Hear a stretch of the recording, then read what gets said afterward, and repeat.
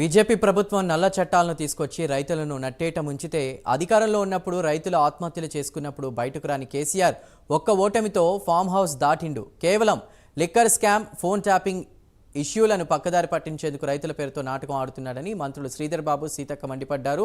మంచిర్యాలలో నిర్వహించిన పెద్దపల్లి పార్లమెంటు ముఖ్య కార్యకర్తల విస్తృత స్థాయి సమావేశంలో మంత్రులు శ్రీధర్ బాబు, సీతక్కతో పాటు ఎమ్మెల్యేలు వినోద్ వివేక్, ప్రేమ్ సాగర్ రావు, పెద్దపల్లి పార్లమెంట్ కాంగ్రెస్ అభ్యర్థి గడ్డం వంశీ పాల్గొన్నారు.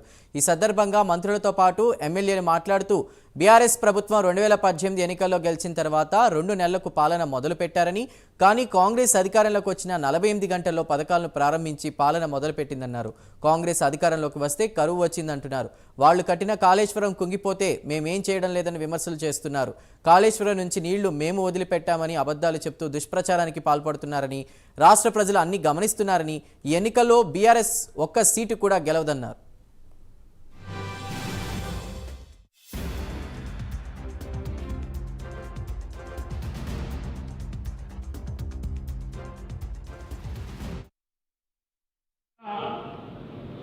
కేసీఆర్ గారు మీరు ఆర్థిక వ్యవస్థను అస్తవ్యస్తం చేసి మా పైన 7 లక్షల కోట్ల రూపాయల వరకు అప్పుల భారం మోపింది.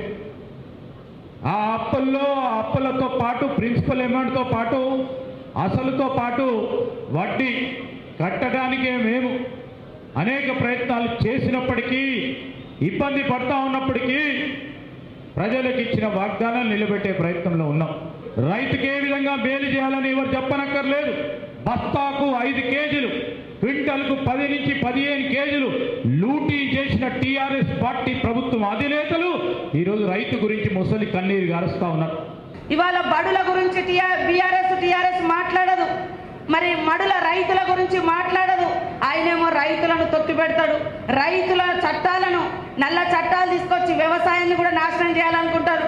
ఈయన మొన్నటిదాకా కనీసం రైతుల మీద పెద్ద ఎత్తున వాళ్ళు పండించిన పంట మిల్లర్లు ఎక్కడికక్కడ కోత కోసి అమ్ముకోబోతే అడవి కొనబోతే కొరివి అనేటువంటి సిస్టమ్ బీఆర్ఎస్ ప్రభుత్వంలో ఉండే.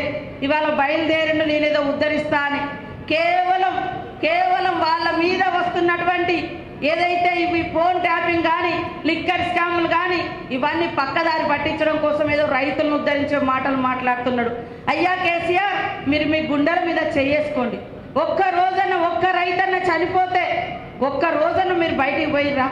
అనేక మంది యువకులు ఉద్యోగ ఉపాధి లేక ఆత్మహత్య చేసుకుంటే కనీసం తల్లిదండ్రులు కడసారి చూసుకొని కడుపు నిండా ఏడ్చుకోవడానికి కూడా అవకాశం ఇవ్వకుండా రాత్రే వాళ్ళ దహనాన్ని చేసినటువంటి